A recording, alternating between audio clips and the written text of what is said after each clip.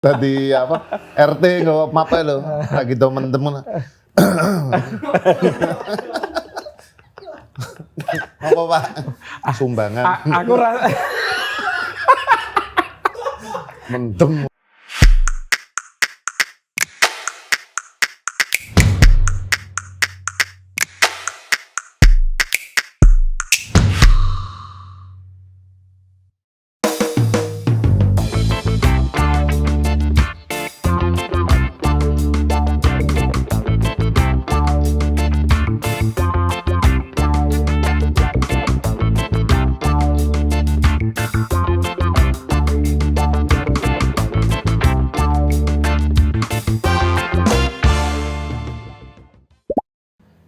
Halo teman-teman, ketemu lagi dengan saya Putut Ea, Kepala Suku Mojo, dan kami datang ke iki sebutannya Doggy House.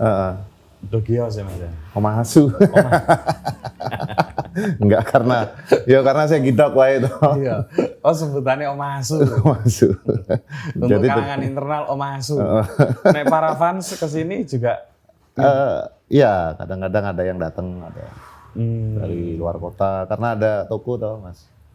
Ada toko merchandise. Oh ya, ada merchandise ya. Iya, merchandise. Oh ini bikinan. Ya, ini gitarisku. Ya gitaris. Gitaris dan kita orang paling awal yang kamu kenal di Jogja ya? Iya, lebih awal lagi tuh gitarisku yang satunya, yang si Raymond. Oh yang Raymond. Raymond, ya, nah dia yang bawa ke Richard dan keluarga di Saidan. Ah. Gitu. Kalau yang bapaknya jadi poster Itu album Putra Nusantara Putra ya. Nusantara itu Bapaknya Richard ya. Yang ada di depan ada apanya muralnya. Oh iya. Yang di halamannya Doggy House. Dengan Mas Herwa atau Mas Heru Wahyono. Iya. Mas, namamu itu kan ada Wahyononya. Oh. Tapi kecil di Bali ya. Iya betul. Jadi aku lahir di Bali karena orang tuaku dulu perantauan. Dari bapak dari Semarang, terus ibu dari Solo. Mereka merantau terus ketemu di Bali. Lahir di Bali. Lahir di Bali gitu. Kenal jering di Bali. Iya. Iya kan? Iya. Jadi tetanggaan sih. Karena dulu kan Bali itu kan jalan utama tuh loh yang biasa kita lewatin itu jalan utama Kuta itu belum banyak seperti sekarang ya, banyak toko, banyak apa. Jadi cuma ada sekitar 5 toko gitu sama restoran. Nah, salah satu toko yang ada di situ tuh punya jering gitu. Jadi kami saling punya mengenal orang gitu. tuanya jering. Ya? Punya orang tuanya, toko kaset dulu. Oh, berarti dia itu dari keluarga yang suka musik memang ya? Iya, dia punya toko kaset dulu. Gitu. Nah, kan saling mengenal jadinya karena jarang, nggak banyak orang. Gitu. Cuma kenal lagi ketika sudah besar ya? Iya, betul. Ketika sama-sama ngeband. Wis podo-podo ngeband. Nah, itu usahanya Mas Heru, orang tuanya bangkrut? Dulu, enggak, orang tua cerai. Terus pindah dari Bali. Dulu ibu itu punya garment, punya konveksi lah. Terus apa yang bikin aku pindah ke Jogja itu karena mereka pisah, orang tua aku pisah, dan akhirnya ibu bawa aku ke Jogja gitu. Langsung tinggal di Saidan? Dulu pertama itu aku tinggal di Karangkajen, ngontrak. Oke. Jadi ceritanya dari Bali ini, ceritanya blong-blongan ya, habis-habisan. Memulai hidup baru ya? Iya, ibu kami habis-habisan gitulah ceritanya terus. Enggak, tapi sorry, pilihannya ke Jogja Mas? Karena ada keluarga di sini, terus kakak-kakakku tuh udah di sini duluan, udah kuliah di sini. Terus ya ada Pak D juga, ada saudara lah. Dan katanya kalau sekolah di Jogja itu bagus gitu katanya untuk pendidikan. Akhirnya kakak-kakakku suruh pindah ke Jogja aja, aku sama ibu pindah ke Jogja. Sorry ya, kalau Mas Cindi Laras tuh kakak kandung atau kakak apa? Kakak kandungnya beda bapak. Oke. Ya, penasihat politik. Aku kalau berdua sama dia kan, oh dia suka cerita gitu. Oh gitu Thomas. Oh ya. Menarik. Oke, kalau soal bagaimana Segidok terbentuk, teman-teman sudah banyak yang tahu lah Mas ya. Iya, iya. Saya mau mengambil pertanyaan ngobrolnya itu dari materi ini teman-teman. Ya. Jadi Segidok baru saja meluncurkan satu buku yang bagus sekali menurut saya. Saya sudah langsung khatam membacanya. Wah, ngerti. Ento AO bariki. Datang juga ke peluncurannya yang Ya, sangat menyenangkan kemarin ya. Ditulis oleh baik sekali oleh Mas Ardana Pragota. Ini juga penulisnya ini saya suka juga karena saya sering membaca tulisan Mas Ananda ini di Flanker. Oh. Nah, jadi dia kalau nggak salah memang kerjanya di Kumparan tapi Iya. punya situs web sepak bola. Ah, oke. The Flanker. Bagus banget. Iya, betul. Iya. Dia pernah cerita itu. Itu situs web sepak bola yang menurut saya sekarang terbaik lah. Nah, di sini diceritakan bahwa ada satu fase Segidok itu pernah diadili oleh orang-orang underground. Oh iya, betul. Nah. Itu gimana sih situasinya saat itu kok bisa sampai ada pengadilan? Ya, karena kan waktu itu tahun ya 97 98 lah iya. ya. Jadi kalau di musik itu terutama di underground itu ya, apa-apa itu militan gitu lah. Ada rules yang nggak boleh dilewati gitu, nggak boleh dilanggar kayak gitu. Dan itu kan memang misalnya kamu seorang punk, itu harus mengacu seperti di London. Oh, mereka harus anti kemapanan, nggak boleh sama sekali main di acara mainstream misalnya, atau gabung ke major label misalnya gitu. Cuma waktu itu kan keadaan di sini nggak bisa disamakan dengan keadaan di luar negeri sana gitu loh. Betul. Nah, akhirnya pada satu titik Segidok ini gabung ke major label. Waktu itu EMI itu loh. Gabung ke sana. Nah, disitulah kami diadilin gitu. Diadili sampai dirapatkan gitu kita. Oh ya? Sampai dirapatkan terus. Tapi kami balikkan ke mereka yang mengadili bahwa setelah kita kasihlah mereka ngomong dulu kan. Kasih ya, udah. Terus akhirnya kami kasih tahu kondisinya tuh kayak gini, kami tuh nggak punya pekerjaan lain selain bermusik. Siapa yang mau bayar studio? Ada yang pulang ke rumah malah ditagih sama keluarganya, ditagih. Main ngombe nganggo apa? Kayak gitu misalnya ditagih endi kowe lunga terus duitnya endi gitu misalnya. Jadi ada kondisi-kondisi yang teman-teman yang mengadili ini nggak ngerti gitu loh kondisi kami gitu. Akhirnya apa jawaban teman-teman? Akhirnya mereka bisa mengerti gitu. Itu pengadilan yang kedua Mas kalau di buku ini. Pengadilan yang pertama adalah ini yang pengadilan itu yang sudah gabung ke major label berarti yang sudah album ketiga kan? Iya. Hot Dogs ya. Iya, Hot Dogs.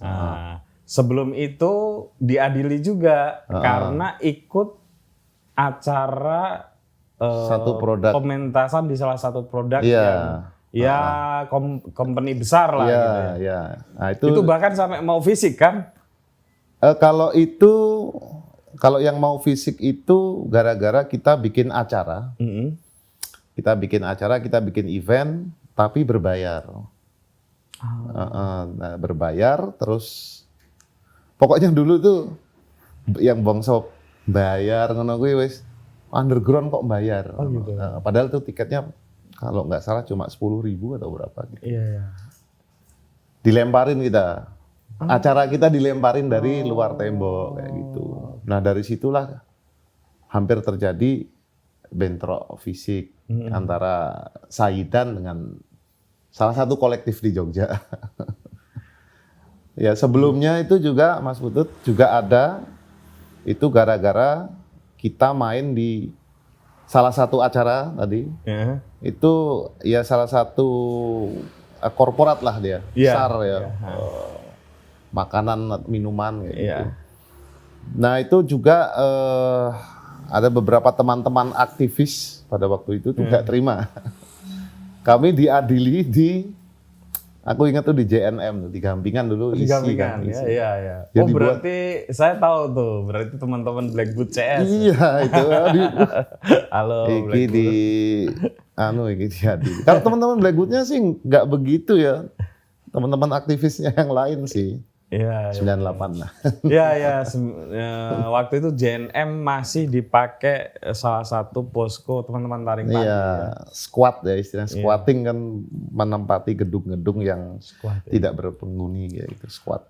Tapi memang Mas Heru sendiri kok berada di lingkungan aktivis dan musiknya underground itu memang itu pilihan waktu itu atau memang situasi Jogja saat itu seperti itu? Memang karena situasi Jogja pada saat itu seperti itu sih ya. Maksudnya kita kan terus terang ya anak-anak tuh nggak begitu deep banget ya, tahu banget soal politik dan pergerakannya. Tapi mau nggak mau waktu itu kami bersinggungan dengan mereka, para aktivis dan kegiatannya. Kita itu ingat waktu itu di Saidan dapat buletin PRD gitu itu. Kami dapat untuk memberitahu apa yang sedang terjadi gitu. Jadi mau nggak mau jadi tahu. Apalagi Mas Cinde kan sering ikut demo ya. Pernah diajak aku. Ya kayak gitu. Jadi kalau dari musik sendiri kan kita temannya anak-anak Black Boots. Yang mana asalnya sebenarnya berteman dengan anak-anak ISI. Iya, ada Technosid di situ. Iya, akhirnya bersinggungan dengan anak-anak Black Boots. Tapi waktu itu ya, setahu saya setelah reformasi saya kan pernah magang di IO ya. Iya. Pementasan underground sudah banyak yang bayar juga. Saya pernah bikin Jogja No Kasta itu di juga ya. Iya. Segidok main nggak ya waktu itu di sana? Kayaknya ya, lupa lu. Iya, aku dengar itu. Main. Satu-satunya band ska. Iya. Kan ada yang Ari Wulu itu apa istilahnya? SKM. Iya, SKM. Untuk grupnya dia 1000 kata makian. Terus misalnya yang Something Wrong. Iya kan beberapa kerja sama Segidok juga. Sekarang di sini. Ya, Hendy gitarisnya. Tuh jadi teknisi gitarnya Segidok. Terus dulu saya bikin juga sama teman-teman di Benteng. Namanya Benteng Bawah Tanah. Iya, aku tahu itu. Oh, itu kamu yang bikin? Saya. Oke. Iya, saya yang bikin. Apakah dulu kamu gondrong itu? Iya. Sing jelas lah. Ireng-ireng apa ya? Sumuk. Waktu itu masih ada Misty, betul, Sabotage. Ya itu angkatan kita kan. Ya, Misty, Sabotage. Makanya saya ingat saya soalnya cari-cari dokumentasinya yang Jogja No Kasta nggak dapet, tapi seingatku Segidok ada gitu. Iya. Cuman kalau yang di Benteng Bawah Tanah itu enggak. Karena itu hardcore Kak. Iya, musik cadas. Cadas. Iya. Iya, waktu itu kan ya zaman-zaman Sabotage si Aji ya. Aji ya. Diangkut polisi. Wah, kayak itu. Iya, gara-gara orasi kan ya pas panas-panasnya 98 itu. Aji itu luar biasa. di panggung dijaga polisi tapi polisinya dimaki-maki. Iya.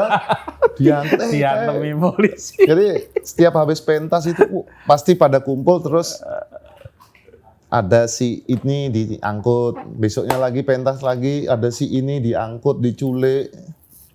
Pembicaraannya tuh kadang-kadang ngerebuk itu gitu. Iya, makanya supaya pemirsa ini mendapatkan konteksnya, jadi Jogja itu ada dalam situasi musik seperti itu. Sehingga kenapa kok yang baca buku ini pasti dapat konteksnya karena situasi reformasi, tapi kalau nggak baca buku ini mungkin bingung kan? Ya, apalagi anak-anak sekarang ngapain sih musik saja kok sampai diadilin gitu. Pokoknya keras banget tentunya. Tapi memang gitu kan Mas ya? Iya. Pada zaman itu jadi terpengaruh ke semua aspek gitu loh. bermusik kok dan dan ya seru sih ya. Seru, ada cerita seru, tapi gitu. ya terus angin golek duit. Pancen. Iya. Nah Mas, Saidan ini kan ya saya tahu lama, dan ketika saya baca buku ini saya hampir yakin untuk menyebut Saidan itu potlotnya Jogja. Iya. Setuju nggak sih? Bisa sih. Semua aktivis dulu minum di sana, Iya. ya kan? Saya juga 2 kali pernah ke sana, cuman kan nggak. Ya karena banyak orang kan. Sama anak-anak KPRP dulu, Mas Daru. Oh Daru. Iya.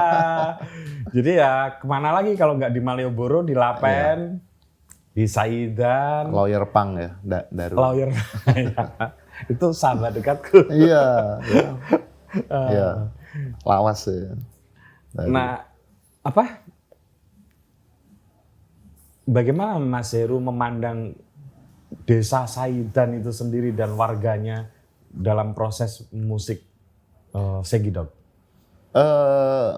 Kalau secara general gitu sih, kampung Saidan dan warganya itu hangat ya. Hangat, menerima siapa aja boleh main ke sana gitu. Dan musikal sih. Kalau dari keluarganya Richard, bapaknya, omnya. Itu dari 9 ya. Dari 9 musisi awal Segidok itu yang sebetulnya tinggal di Saidan itu berapa orang? Richard dan Bandis. Oh ya. Basis ya. Bandis. Itu basis Bandis dan Richard itu kan sepupu. Terus mereka lah yang punya rumah di Saidan sebenarnya. Nah kami nongkrong di rumahnya gitu. Nah kalau misalnya rame-rame latihan awal-awal kan juga ngejreng-ngejrengnya di Saidan itu dimarahin warga nggak sih? Oh ya pasti. Harap dadi opo kowe. Pernah ditanyain gitu. Sedih rasanya. Dadi uang kan. Karena memang ya Mas, waktu itu kan kami ini nggak punya lah target seperti ini, mau sejauh ini. Nggak membayangkan adanya senang musik bersama. Oke. Udah kita nggak ada loh target mau cari uang dari musik. Kita harus jadi artis, kita harus ini dan itu, nggak ada. Jadi tiap hari itu ngumpul. Patungan ya 1.000 pertama. Terus genjreng-genjreng aja udah tiap hari. Cuma kami tuh cinta banget sama musik gitu aja sih. Gitu loh. Dan sudah dipilih musiknya ska waktu itu? Belum kayak kita jadi band ska nih kesini. Jadi masih kadang-kadang bawain punk kayak gitu dan. Tapi namanya ska. Sudah Segidok. Waktu pertama dulu belum ada namanya. Yang duluan ngeband kan Bandis. Oke. Dia udah ngeband duluan. Bandnya alternatif, bawain lagu-lagu kayak netral. Ya pada kala itu kan memang netral, terus Jamrud dan sebagainya kayak gitu. Namanya Lampu. Oh ya Lampu, ada juga namanya di Lampu. buku ini. Ya. Nah setelah itu kan aku datang dibawa oleh Raymond. Aku mulai ikut datang ke latihan mereka. Ini loh yang namanya band-bandan. Karena aku nggak punya bayangan ngeband, dari Bali nggak ada tuh. Cuma suka musik. Logatnya tapi masih logat Bali loh. Oh ya. Iya nggak? Aku duduk ngomong Bali. Itu. Nah datang ke situ terus ikut latihan gitu, terus mereka butuh seorang yang bisa bernyanyi bahasa Inggris. Oke, bernyanyi bahasa Inggris karena tinggal di Bali pasti biasa berbahasa Inggris ya, banyak turis, oke lah. Tapi bernyanyi itu sendiri kan butuh kemampuan. Menyadari nggak kalau memang pinter punya bekal suara yang keren? Ini kalau pentas Segidok mirip kalau istilah orang dulu ya, persis kaset. Kayak CD. Karena kan ada ya banyak grup musik dulu itu kalau antara manggung dengan di kaset kan beda. Iya, gitu. iya. Tapi kalau Segidok ini salah satu ya. Yang lain tuh Gigi. Persis kaset. Kalau Gigi kan persis kaset. Iya. Suaranya Arman Maulana. Kayak jangan di style kaset. Neng buri. Ciro lu klek. Jadi kemampuan vokalnya itu kan luar biasa gitu. Dulu belum sih. Nah itu belum ya? Belum. Berarti latihan, ada upaya latihan gitu? Iya latihan. Cuma bahasa Inggris ya not bad lah. Okay. Ada terus kamu bisa nggak nyanyi Green Day? Waktu itu kan Green Day ya, tahun-tahun segitu. Mereka kan bacanya tuh angel. Kene tak maca gini ya, aku sik maca. Oh, yo iso. Swaton anu wae pokoke nekat ae. Oke, iso wis sesuk latihan. Nyanyilah Green Day. Wah enak katanya teman-teman. Ya udah akhirnya mulai saat itu aku sering ngeband sama Lampu ini ya. Kowe berarti spesialis masih musisi tamu. Kenapa? Masih semacam iya betul. Surprise guest. Nanti oke sekarang khusus bahasa Inggris kowe sing nyanyi. Kamu yang nyanyi yang bahasa Inggris. Khusus bahasa Inggris. Iya, kayak gitu. Ya udah akhirnya mulailah ke acara 17-an antar kampung gitulah. Akhirnya Bandis nemu nama Segidok. Diganti wae jenenge Segidok. Ya. Karena aku orang baru ya terserah. Ya malah sampai sekarang gitu. Ya. Dan menempati tempat yang sama sebagai vokalis. Apa itu? Iya, posisinya nggak berganti. Iya. Frontman. Frontman dan sekarang tim manajemen aku. Tim manajemen sama Bandis. Serba bisa ini. Yo aslinya mumet nah. Punya warung. Nanti lah selesai kulik lah. Itu bisnis yang nggak mudah tapi sukses punya warung. Iya. Warungnya rame. Alhamdulillah. Yang bisa survive. Kan gitu sekarang zamannya bisa survive. Lanjut Mas, album pertama terjual 20.000, waktu itu jelas luar biasa 20.000. Waktu itu ukuran kaset ya seingat saya ya, itu sama hampir mirip kayak buku. Ya, jadi 3.000 itu ukurannya 1.000, 3.000 gitu. Iya. Jadi ini album pertama langsung 20.000. Betul. Gimana tuh? Kok bisa sesukses itu? Kita kan setelah Segidok jalan itu jadi punya jaringan di underground lah. Jaringan underground, kita kenal banyak teman-teman baru. Dan kita juga punya fans-fans yang loyal yang mau membeli sesuatu dari kami gitu. Karena album pertama itu kan yang minta juga dari fans-fans. Kita kan keasikan ngover lagu orang nih. Sebagai Segidok awal-awal ya. Lagunya The Specials, kadang lagunya The Police, kadang Madness, kadang siapa. Terus akhirnya fans-fans itu, Mas bikin album dong gitu. Mana nih album dari Segidok? Wah kita punya PR dan akhirnya ya udah bikinlah kita album itu. Nah kenapa bisa 20.000 itu ya karena tadi banyak demand lah ya. Banyak permintaan dan didorong juga oleh naiknya tren ska. Itu. Sorry, tadi kelewat sedikit.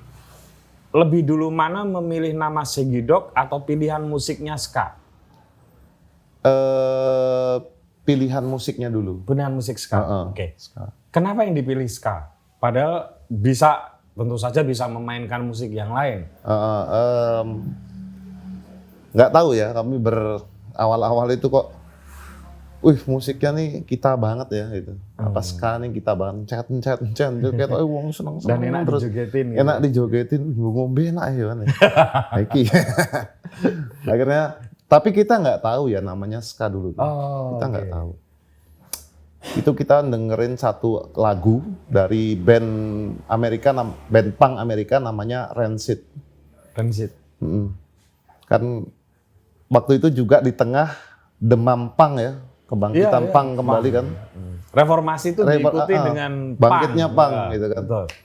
Tiba-tiba di tengah album itu ada lagu Time Bomb judulnya. Kita belum pernah denger kan. Apa ya iki? Bassnya melaku deng deng deng deng deng deng. Deng. Terus kita adik itu nggak sing kayak ngene-ngene ini kita bawain yang gini-gini aja yuk. Kayak gitu. Ternyata namanya ska. Oke. Kita pikir itu reggae tapi dicepetin gitu loh. Akhirnya jenenge ska. Ya udah dari situ ngulik lagi. Rancid nih akarnya siapa sih di belakangnya? Ada The Specials dari Inggris. Oke. Terus The Specials sih akarnya siapa lagi? Dari Jamaika. Jadi kita telusuri, Skondi tuh Ki. Ternyata ska itu adalah musik Jamaika. Cikal bakalnya reggae. Oke. Jadi ska itu cikal bakalnya reggae. Cikal bakalnya reggae gitu.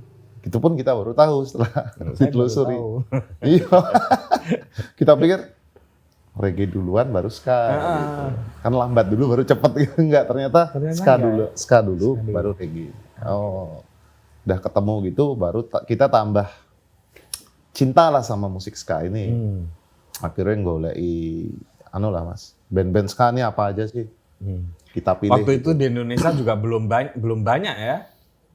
Belum banyak, ya ada Tip X sih, ya, awal-awal gitu. Kalau Tip X, sorry kalau keliru ya. Tip X kayaknya berbarengan ya sama Segido. Hampir ya, hampir sama. Artinya sama-sama membangun audiens ska di Indonesia. Iya, betul. Bukan karena ska lagi hype, terus kemudian Segido ikut nyeka gitu kan, enggak kan? Bukan. Ikut membangun audiens ska di Indonesia. Iya, jadi karena kami suka musiknya aja sih sebenarnya. Dan kami nggak menduga bahwa itu akan booming sebenarnya. Gitu. Kan setelah kita nemu ska itu 98 menuju 2000 naik gitu. Ya. Naik ska tuh duas gitu. Kayak mungkin kayak K-pop mungkin sekarang. Sampai ada perlombaan joget ska, nggawa koper neng Jakarta. Betul. Nanti ono turun lahir gitu. Ada saat-saat itu lucu banget ya. Ada joget ska gitu. Nah, kita kan agak gimana gitu lihat-lihat kayak gitu waktu itu. Ya karena dieksploitasi sedemikian rupa sampai malah masyarakat bosen ya, akhirnya jenuh. Sampai didistorsi.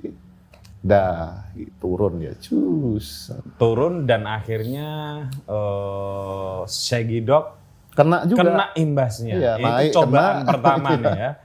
Cobaan pertamanya ikut ngedrop bersama dengan dropnya ska. Iya, naik ikut senang, turun.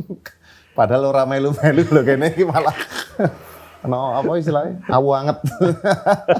Tapi ya itulah resikonya gitu. Seperti itu. Di cobaan itu apa yang terpikir Mas Heru waktu itu? Itu kan nggak main-main ya. Sudah 2 album ya, sudah 2 album dikenal publik luas. Bayangin aja album pertamanya 20.000 kopi kaset waktu itu kan kaset ya. Itu untuk underground kan besar banget. Pada waktu itu ya. Belum besar. Lagi kalau kita ngomong nanti dari 1 kaset terus di copy temennya ya kan, kalau kita bisa sampai bayangin. Tipis. Nanti kita dulu tipis. Udah biasa kan. Iya. Itu kan informasi referensi itu kan dapatnya kita kayak gitu zaman dulu. Iya. Dipinjemin kaset, kita copy. Yang terkenal tuh gitu. Pokoknya tape Polytron double kaset. Itu, itu dah. Itu mengubah banyak hal ya. Iya, internet masih itu? Internet Explorer ya. Browsernya biru itu. Nah, gimana waktu itu membayangkan ska jatuh otomatis manggung juga sepi ya? Manggung sepi, ya itu di album kami yang kedua. Iya, setelah album kedua. Di album kedua itu penjualan kaset juga cuma 2.000 atau ya sekitar segitulah. Terus manggung hampir tidak ada, hampir seperti pandemi. Cuma ini lebih parah sih ya. Oh iya. Jadi ya cuma bedanya kalau dulu itu yang lain tetap manggung ska malah lorati. Aku ora diundang manggung. Cok. Gitu ya. Jadi kita gimana ya? Ya itu resikonya seperti itu, jadi kita maksudnya ini. Enggak, kenapa kemudian tetap bertahan di musik dan ska dan spesifik lagi tetap mempertahankan Segidok? Ya semangat apa ya, semangat persaudaraannya mungkin. Semangat nongkrongnya, semangat guyupnya, mungkin itu. Tetap ngombe. Tetap ngombe, Randidit kok bisa ngombe ya? Nah, kuwi misteri.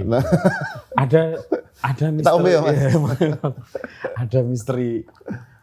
Ya, penjudi itu juga begitu. Saya kan mantan penjudi.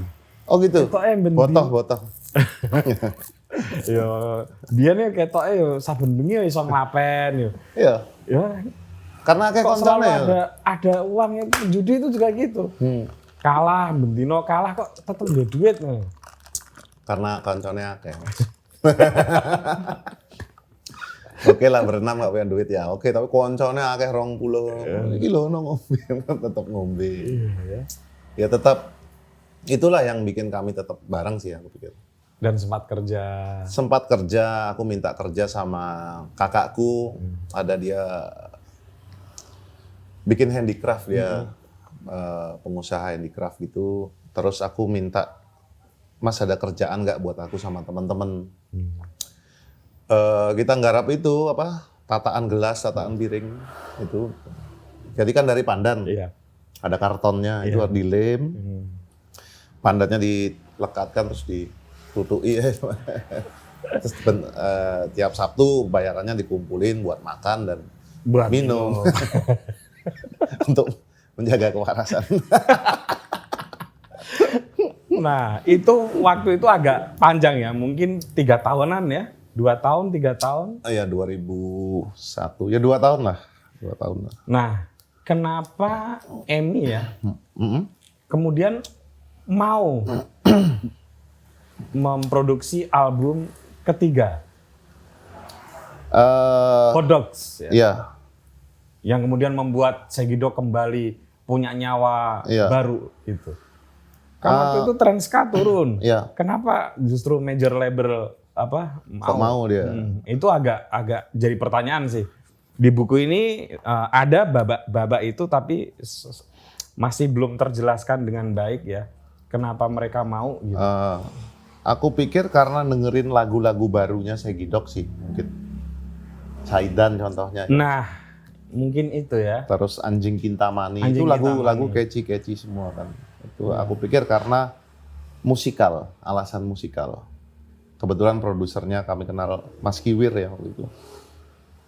Dan Segidok waktu itu sebenarnya waktu 2 tahun itu dia nggak benar-benar artinya nggak manggung sama sekali itu nggak, tetap ada gaungnya sedikit-sedikit lah. Iya. Dan EMI ini seingatku waktu itu lagi sedang mencari sebuah band yang unik. Oke. Gitu. Yang mana dia ya ada ska-nya dikit, ada popnya dikit, ada rasa popnya dikit. Dan kami lagi mencari label, ketemu lah akhirnya. Dan meledak. Iya, dan lagu Saidan itu Meledak. Meledak. Sampai sekarang Iya, semua orang mengenal lagu Iya. itu. Dan masuk di 150 lagu terbaik sepanjang masa ya. Iya. Versi nggak main-main nih karena Rolling Stone Iya, Indonesia Rolling yang Stone. menganugerahkan itu. ya betul. Ya, itu lah. Satu-satunya lagu ska ya di 150 itu. Kayaknya ya, kayaknya. Heeh. Nah, manggung kembali Ya, lancar. lancar lagi. Duit makin banyak. Ya, terus ya udah kerajinannya kami storekan terus minggu depan stop dulu. Karena udah manggung. Manggung akhirnya balik ke apa istilahnya ke rotasi lagi lah. Apa bro yang dirasakan dari mulai mengalami turbulensi yang pertama itu ya, kemudian tiba-tiba naik lagi dikenal publik yang lebih luas gitu, jauh lebih luas dari major label. Saya lihat di televisi banyak banget ditampilkan oleh televisi gitu, jadwal manggung padat. Ya, Gimana yang dirasakan waktu itu? apa ya? Ya maksudnya yang kami rasakan ya inilah kehidupan itu naik turun. Nggak ada kaget gitu. Ya pas Saidan itu dirilis dan meledak seperti itu ya kaget juga kita gitu loh. Cuma kita udah feeling ini lagu ini bakal oke nih, cuma nggak mengira bahwa itu akan meledaknya cukup besar gitu, impact-nya kayak gitu. Dan juga kami masih dilirik sama major label. Iya. Waktu itu juga satu titik balik yang cukup besar buat kami ya. Nah, tak pikir udah nih lah kita selesai. Di padat-padatnya itu berapa Iya. kali manggung seminggu? Sebulan 15 kali. Wow. Itu pernah ya. 15 sampai ya 15 lah itu peak itu. Sebulan. Ya bayangin aja kan berarti 2 hari sekali ya. betul. Kayak Dan sudah mulai seluruh Indonesia ya. ya, saya Gidok tuh udah belum pernah itu ke Maluku, Belum ya. Flores itu belum. Tapi yang lain udah semua. Bahkan Sumatera pernah 7 kota atau berapa kota beruntun Iya. gitu ya. Kita Sumatera dah beberapa kali juga di Sumatera. Jadi ketemu orang macam-macam lah. Tapi di buku ini ada yang menarik juga. Kan kenakalannya cuma minum. Kenapa duitnya nggak ngumpul? Minum ya anggur atau bir berapa sih bro? Iya. Ya kan? Karena mungkin bayarannya belum banyak Mas dulu. Terus orangnya banyak. Oh. Kadang-kadang ya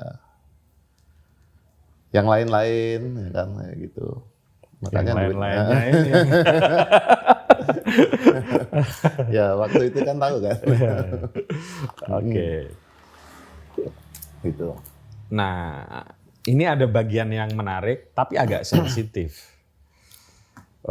Dua hal ya yang akan saya tanyakan. Yang pertama adalah kenapa kemudian memutuskan keluar dari major label? Bukan keluar sih, memang kontraknya habis. Oh gitu. Iya, kontraknya habis. Kontraknya berapa? Kontraknya satu album. Satu album saja. Iya, kontraknya satu album. Jadi kami di major label itu pertama di EMI. Itu satu album. Oke. Dan Oke, kenapa nggak diterusin? satu album dan satu opsi. Nah gitu ada istilahnya. Satu opsi itu kamu boleh terusin, kamu boleh nggak. Oke. Kenapa nggak diterusin? Karena visi kita berbeda sama produsernya. Oh. Jadi nggak, ya udah Mas kita nggak bisa jalan. Nah, gitu. Wih, tegas banget ya. Nggak tahu deh. Kadang-kadang kita tuh kalau ada yang nggak srek tuh nggak bisa gitu loh. Iya, gitu iya, loh. iya. Tahu kan Mas rasanya? Iya. Tahu, saya bahkan juga bisa mengerti kenapa saya Gidok nggak mau pentas di partai politik, hajatan partai politik. Iya. Bisa sih mengerti gitu. Tapi keluar dari major label yang sudah ikut menaikkan lagi itu kan bukan hal yang sederhana ya. Toh mereka bubar sekarang Mas. Iya. Si EMI itu.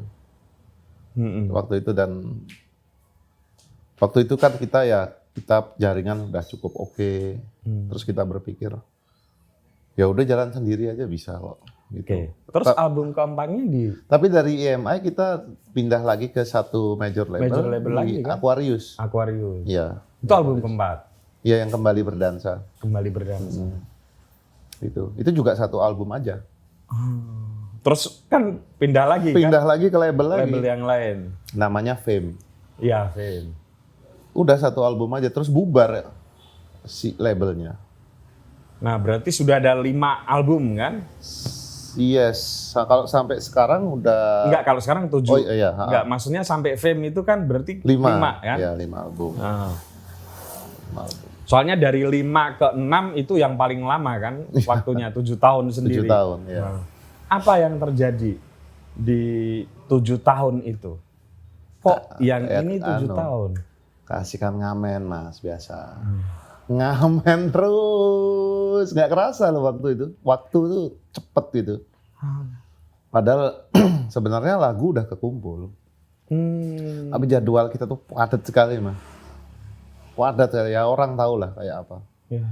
Hari ini di sini, hari ini di Bali, tiba-tiba besok di Kalimantan yang hidup kita yang kayak gitu. Pulang ke rumah kembali kehidupan biasa.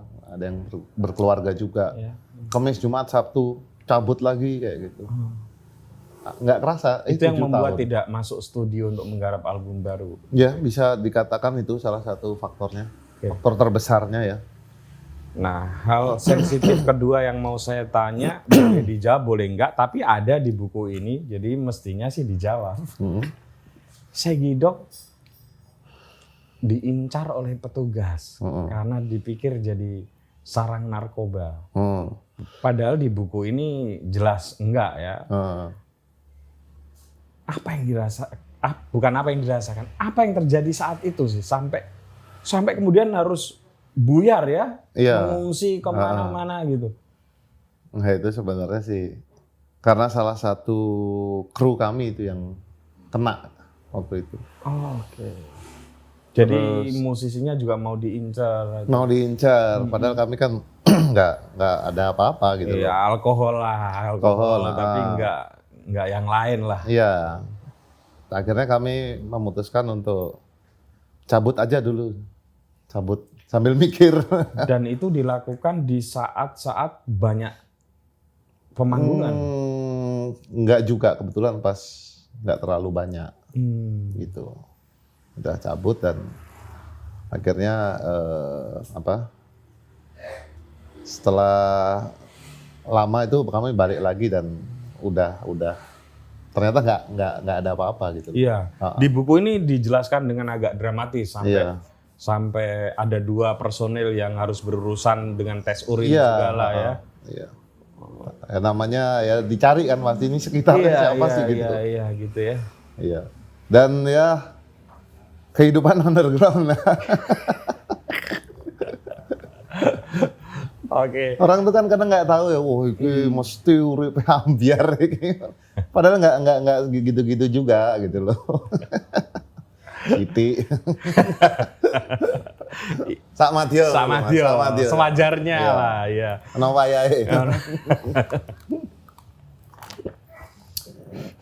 Nah, Bro, lagu di album ke-6 itu sudah pakai rekor apa? Doggy House. Doggy House. Ya. Itu gimana diputuskan seperti itu? Jadi kan ceritanya muncul Doggy House Records itu sebenarnya dulu waktu kami masih indie, itu album kedua gitu ya. Ya. Kalau stasiun TV itu misalnya mau mengundang Segidok, katakanlah Inbox SCTV, ingat nggak? Ya. Ini lagu ciptaan siapa? Mereka pasti tanya. Lagu ciptaan siapa? Labelnya apa? Kami kan nggak punya label waktu itu. Iki ditakoni labelnya apa? Terus ngomong wae Doggy House. Mahasu. Akhirnya kesebut terus itu. Iki ditakoni iki arep perform nang TV. Kalau mau perform di TV itu mereka pasti tanya. Publishernya siapa? Labelnya siapa? Ya wis Doggy House, akhirnya terciptalah. Sekarang baru kami bisa wujudkan sekitar tahun 2013-2014 Doggy House Records dan resmi dan legal dan seperti itu. Ya akhirnya melalui Doggy House Records inilah kami merilis album. 3 album diurus dalam tanda kutip oleh 3 major label. Sekarang diurus sendiri. Apa yang membedakan itu? Yang membedakan apa ya? Ya yang jelas kami bebas bereksplorasi. Ya. Mau musiknya gimana, image yang mau kami tampilkan seperti apa. Itu kan lain treatmentnya dengan major label. Tapi bagaimanapun juga kami tetap menerapkan apa yang sudah kami pelajari dari major label. Gitu loh. Jadi ini memang, ini label independen, tapi sebisa mungkin cara kerja major label itu apa yang mungkin diterapkan di sini terapkan gitu. Meskipun nggak bisa 100% ya, karena mereka kan korporat ya. Tapi sebisa mungkin ya yang rapi, royaltinya yang rapi, cara pendistribusian yang bagus, terus servis yang bagus buat ada orang mau merilis album kayak gitu, dia mau apa, dia nggak punya artwork ya bikin kan. Ada sesi foto, ada press release dan sebagainya. Sama seperti di major label. Cuma lebih santai lah, kami nggak akan ngatur, besok rambutmu dibikin jambul ya biar orang heboh gitu. Kita nggak pakai yang gitu-gitu gitu loh. Ya. Cuma kamu tiap orang kan punya style. Ya. Kowe dandan stylemu sing total piye lah ngono lho. Kayak gitu sih. Kalau dandan topi pet itu Apa? kayak Pak Tino Sidin. Oh ya. Kalau sekarang sih topi Peaky Blinders. Bagaimana? Itu gimana tuh ceritanya kok memilih? Ya kan dulu ini dari budaya ska ya di Jamaika, Rude Boy namanya. Penggemarnya musik ska itu namanya Rude Boy dari Inggris, dari Jamaika. Nah mereka salah satunya pakai topi ini. Kalau nggak pakai fedora kayak gitu. Iya. Ya dan itu apa? Ciri khasku di Segidok itu. Punya berapa ngomong-ngomong koleksinya? Aku dodolan mas. Malah dodolan. Akhirnya aku bikin sendiri. Oh iya? Iya, akhirnya aku bikin sendiri. Size-nya apa tak kasih? Ngerti ngono. Jadi penggemar Peaky Blinders ya? Iya. Bisa Newsboy cap namanya, Newsboy. Newsboy cap. Apa anak yang ngantar koran tuh loh. Oh, Newsboy. Iya, yang lempar-lempar. Kan pakai topi ini. Bisa dibeli di Segidok Shop ya? Bisa di Herua Shop aku ada. Herua? Aku punya toko. Oh, punya toko sendiri? Hebat. Bakul mas. Terus kenapa mengurus manajemen sendiri? Nggak gampang loh manajemen band itu kan? Ya sebenarnya sih manajer band ya yang ada di Jogja ini udah pindah Jakarta semua. Kebanyakan. Nggak ada kandidat. Kalau ada ya tak taruh di sini. Tapi udah nggak ada mas emang. Oke. Leto ya diurus dhewe karo Patut. Iya. Maksudnya kan instingnya harus ya tahu lah. Seorang manajer ada business manager, ada booking manager itu terpisah. Itu loh. Booking agent atau booking manager itu khusus nerima booking. Halo, tanggal berapa, harga sekian. Itu dia tuh ngurus panggung. Business manager itu kalau di band yang develop bandnya, bikin program besok mau apa nih. Oke. Setahun ini kita mau ngapain. Setahun ini mau ngapain, album gimana. Kadang sampai ada juga yang sampai penampilan, image yang ditampilkan bandnya mau seperti apa. Iya. Bukan cuma musik ya, buku. Yuk kita bikin apa yuk, buku. Besok bikin apa meneh lah liane. Kan menurut kami ya band tuh nggak manggung terus tapi bikin apalah produk lainnya ya. Merchandise ya, bikin misalnya vinil, piringan hitam. Kayak gitu dan ngatur konten apa yang harus keluar. Itu kan tugasnya business manager ini gitu. Jadi di tempat kami dibagi. Kalau Mas Heru kebagian yang mana? Business manager. Business manager. Yang booking manajernya? Bandis. Ya. Mas Bandis. Dirut ya? Apa? Dirut Pak. Dirutnya. Tadi PT.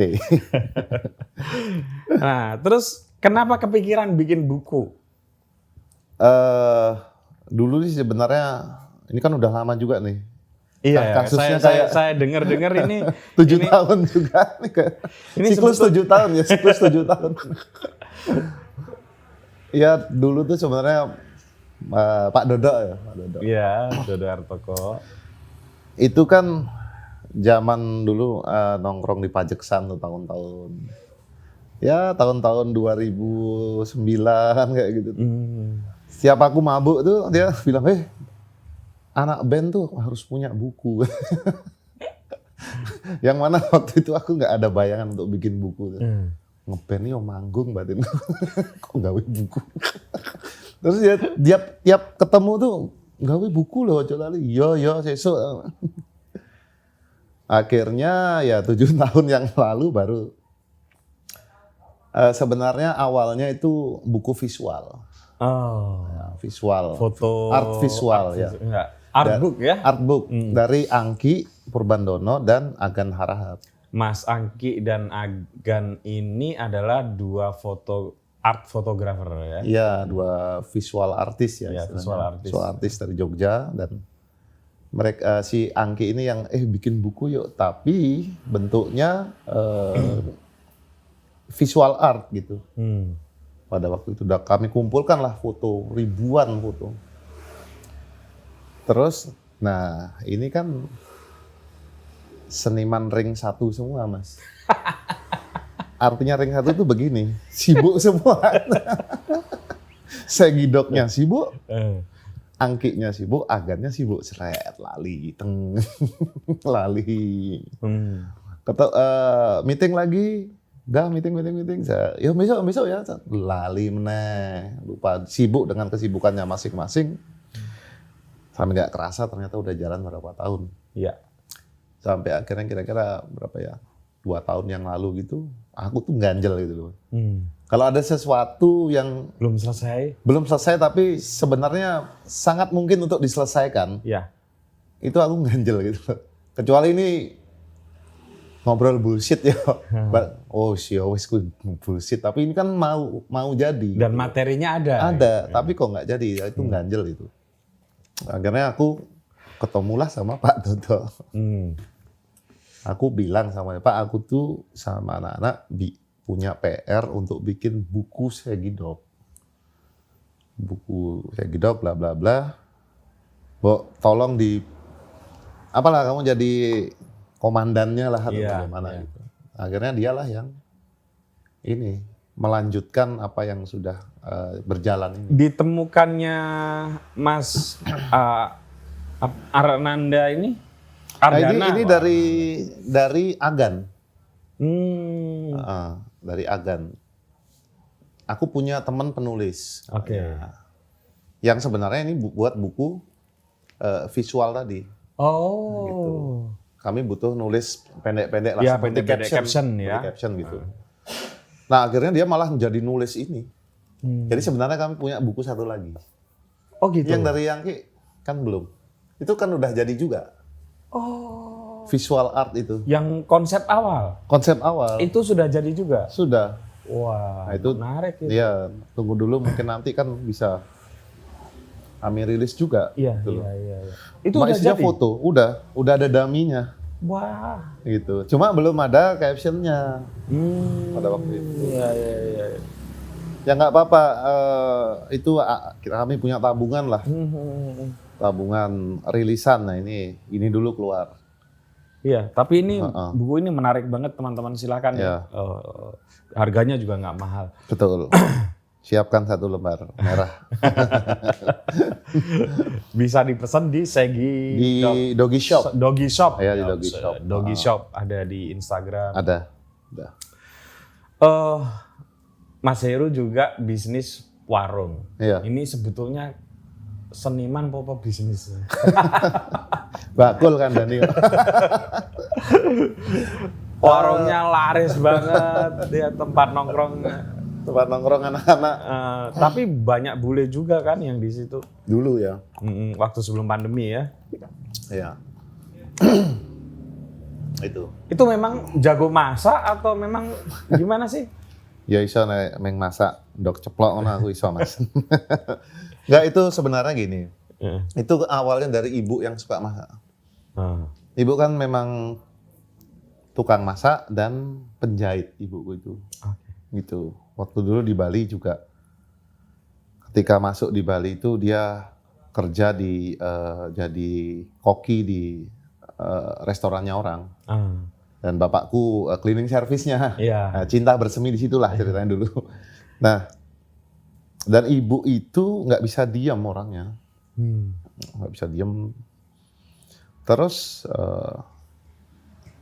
punya jiwa ya berniaga juga. Bisnis gitu, apa-apa tuh ini kalau diplastikin terus dijual bisa loh. Gitu-gitu deh beliau itu. Terus akhirnya Setelah di Jogja kan lama gitu, dia suka masak. Dulu kita tuh buka di Bugisan deket Teater Garasi. Oke. Ibu dulu rumahnya di situ. Terus Warung juga ya? warung makan. Heru yang pertama. Iya. Oh, sudah namanya sudah Warung Heru? Sudah, Oh. tahun 2011. Nah, dia tuh pengen buka warung gitu loh, ininya tuh apa, hasratnya tuh. Ya udah tak bikinin kayak apa dari bambu gitu loh, Mas. Dari bambu gitu, di sana kasih etalase. Ya udah. Jadilah Warung Heru gitu loh. Tapi itu sebenarnya ibu awalnya gitu. Tapi dia butuh, udah Bu, namain Warung Heru aja. Aku yang marketing lah istilahnya. Namain Warung Heru. Ya udah jalan. Jalan akhirnya tambah rame, dapat tempat di Prawiro Taman. Padahal itu mahal loh Prawiro Taman. Iya, dari Prawiro Taman, tapi bukan yang sekarang ya. Oh, oke. Agak ke timur lagi. Berarti ini makin maju ya? Iya, ceritanya gitu. Terus aku kan sore-sore naik motor gitu di Prawiro Taman. Wah, ada tempat nih. Ada tempat nganggur gitu. Tak tanya, ternyata dikontrain. Pindahlah Warung Heru itu di Prawiro Taman. Ya. Semakin serius nih. Gitu. Dan itu ibu juga di Warung Heru yang pertama itu. Dan dia kan bisa bahasa Inggris. Dari Bali kan. Iya. Aku juga tahu bahasa Inggris, bisa bahasa Inggris dikit-dikit dari ibu. Tapi bahasa Inggris dagang ya Mas. Iya. Pokoknya kabeh my friend. Halo my friend. Ibu kenal kok? Enggak kenal, my friend aja. Kayak gitu. Akhirnya terus di tempat yang sekarang ini. Gitu. Sampai pandemi datang. Ibu udah nggak berani lagi di warung. Dan juga sudah sepuh, udah 80 tahun umurnya. Dan itu pun kami nggak bisa menghentikan beliau. Mbak udah dong, Mbak kerja. Iya. Akhirnya dia berhenti sendiri karena takut sama corona. Oke. Dia bilang, aku kayaknya udah aja ya. Takut aku. Oh ya udah. Ibu istirahat, aku yang pegang warung ini, Warung Heru ini dengan gayaku akhirnya.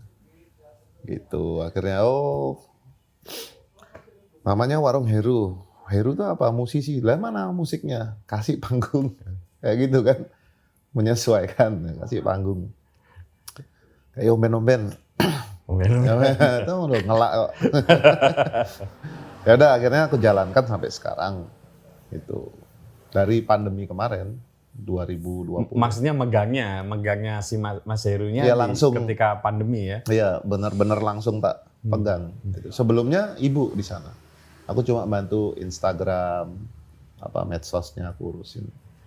Ada perbedaan nggak ngurus manajemen band dengan ngurus manajemen warung makan? Hampir sama sih sebenarnya. Ngurus audiens juga kan ya. Ngurus tamu. Cuma jadi ya namanya tamu ya orangnya macam-macam ya. Tapi di satu sisi juga jadi tambah temen dari segala macam. Gitu. Maksudnya pandemi ini kalau buat aku jadi tambah, oh kamu dulu ini ya suka ketemu ya kita dulu ya. Kayak jadi tambah deket ya. Iya. Jadi tambah deket. Jadi tambah sama teman-teman jadi kayak wah punya tongkrongan baru dari segala umur kayak gitu. Sekarang jadi tongkrongan semua seniman tuh ya. Saya aja yang belum kesana Mas. Monggo. Wah tuh soalnya Mas. Bareng Pak Toto. Kalau dia kan memang sudah sejak pagi di sini biasanya terus berakhir di. Udah diplot sama dia. Kesini. Nanti berakhir di Warung Heru. Iya. Terakhir postingannya karo kucingnya biasa. Wes Bali. Wes seger kena angin sekok itu tekan lor. Itu. Ya menarik sih Warung Heru menarik. Dan menyenangkan ya, menikmati ya. Menikmati karena bukan hanya teman aja tapi banyak knowledge ya, banyak pengetahuan kan dari teman baru kan.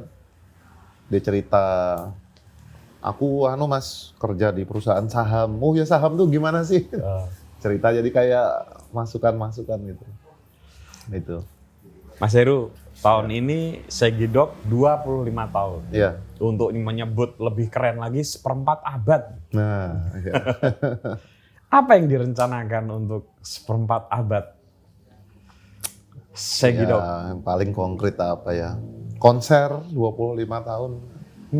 Ya, konser 25 tahun. Sudah direncanakan?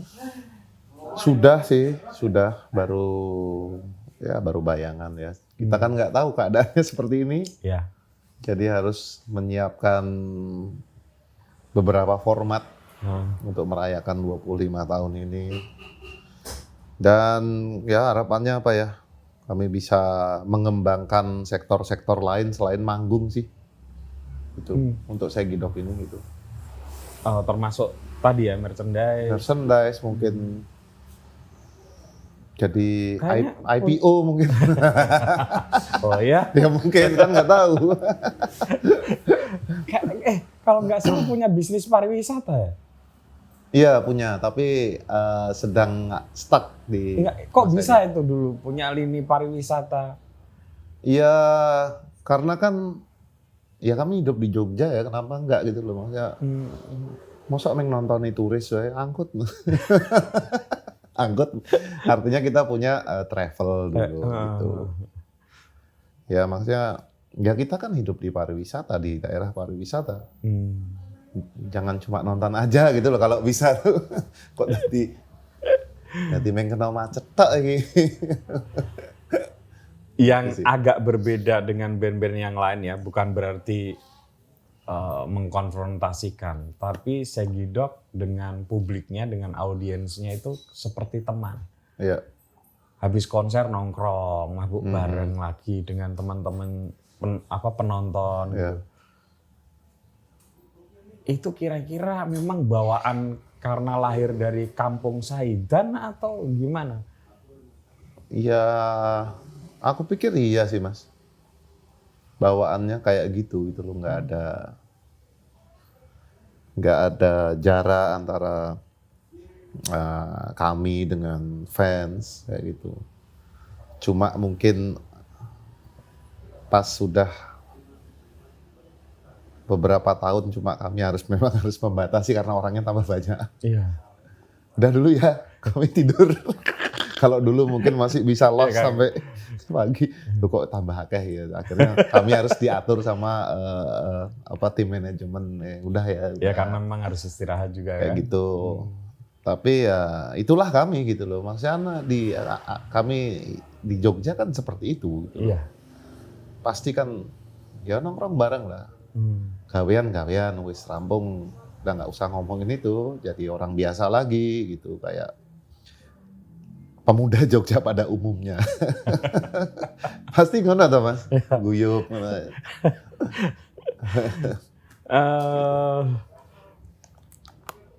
Usia sudah mulai kepala 4. Ya. Stamina berkurang nggak waktu manggung? Ya lumayan.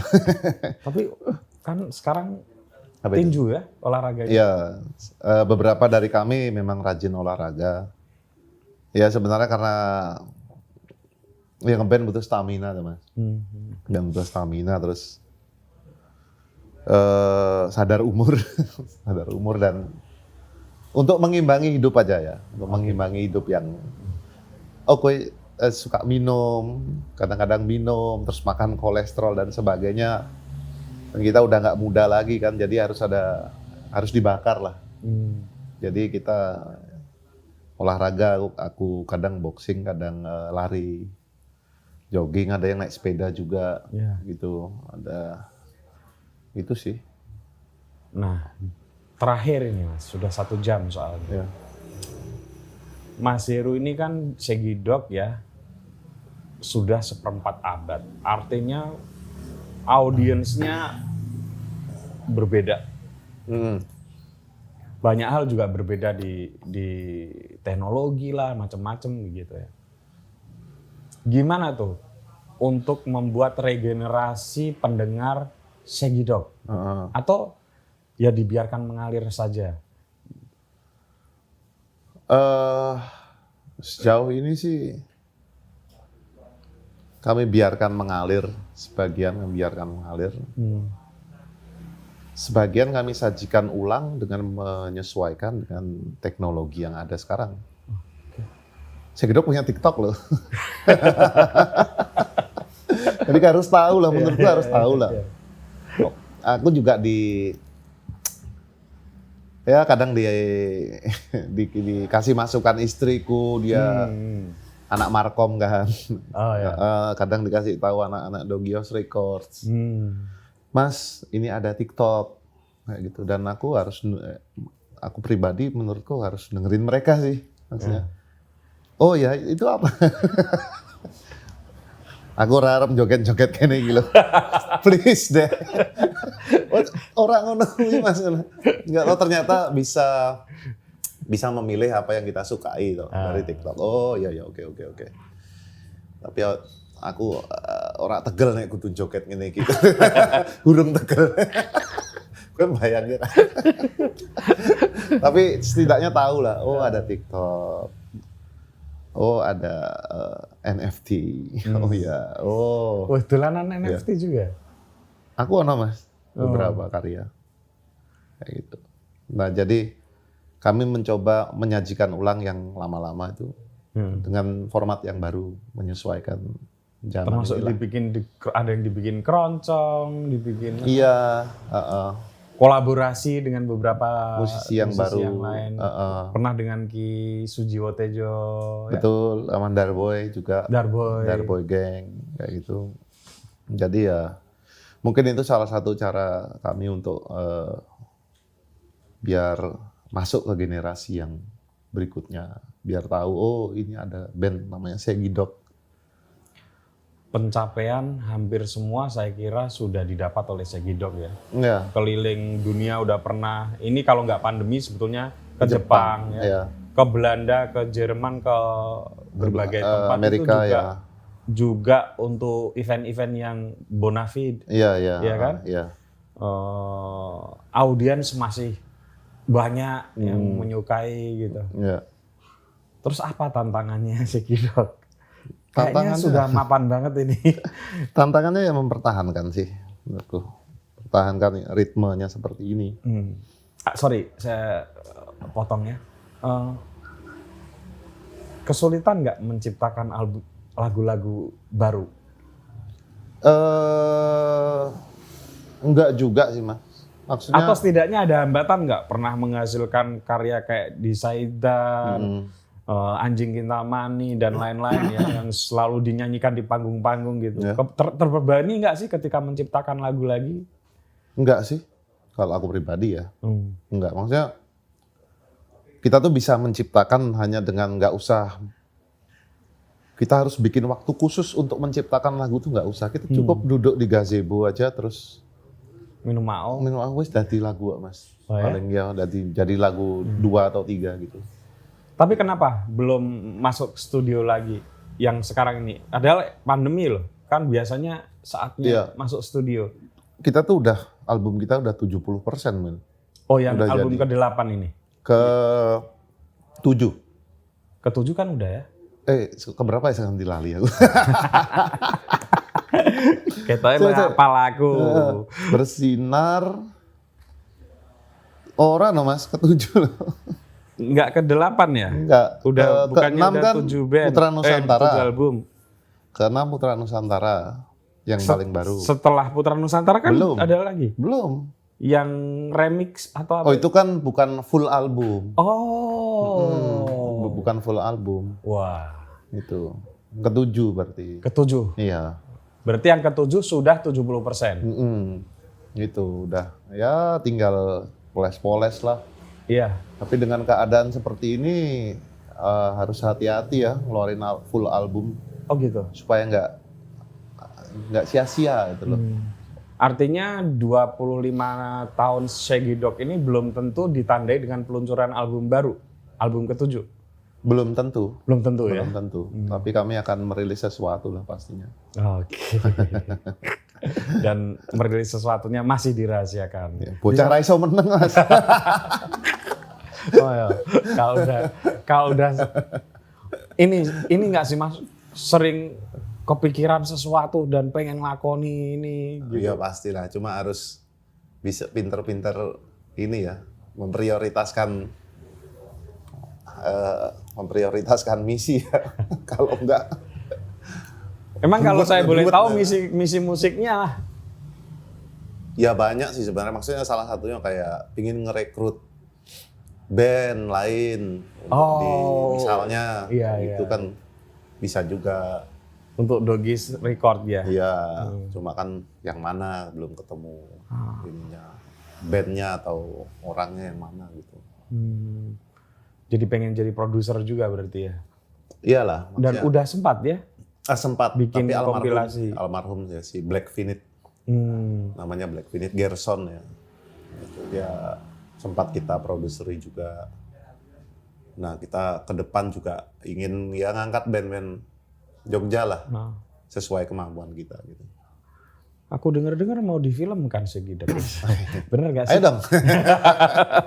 Itu kalau difilmkan menarik banget tuh. Masuk ya? Masuk loh, kayak model-model daun di atas bantal gitu. Karena anak jalanan di kampung yang waduh. Dan kampungnya sampai sekarang masih ada gitu. Masih menyenangkan untuk ini.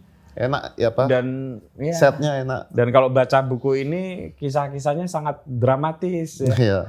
Untuk dibikin film gitu ya. Jadi silakan teman-teman produser film. Golek aja Mas. Ya mungkin lewat ini. Soalnya klip yang terakhir yang ada Mas Kuko itu kan mirip.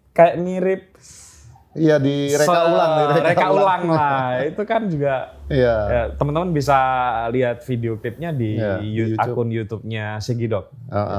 Dari situ udah wah kayaknya ini menarik nih dibikin film. Lucu nek digawe film. Bayang-bayangin lucu juga nek digawe film. Kukuh jadi sampean. Jadi Richard milih ya. Aku pengennya tadi Richard. Oh iya. Oh milih kan. Iya, wah itu menarik itu. Menarik kayak daun di atas bantal betul. Kira-kira salah satu film yang gitu ya. Salah satu film yang paling keren real lah, tentang gitu. Jogja ya. Tentang anak jalanan gitu ya. Mas Garin ya. Mas Garin ya. Nah, semoga ada yang bikin film lah Mas. Amin. Dan tentu seluruh Doggies di seluruh Indonesia betul akan dengan senang terlibat. Iya. Kowe dadi apa Mas harapan? Aku polisi gelem dadi polisi. Sing rada keren apa? Tukang bakso anyaran. Bingung aku Mas. Tukang bakso anyaran. Dadi polisi. Kita dadi kru ya apaan tuh? Apa 3 personel yang kemudian mengundurkan diri. Tadi apa? RT nggak apa lo, lagi temen-temen. Apa Pak? Sumbangan. Aku rasa mendem wae dadi apa? Aku rahasia ditak. Oh iya pertanyaannya, kowe dadi apa? Pokoknya aku nek jare Om Toto, ya ora no aku kudu melu.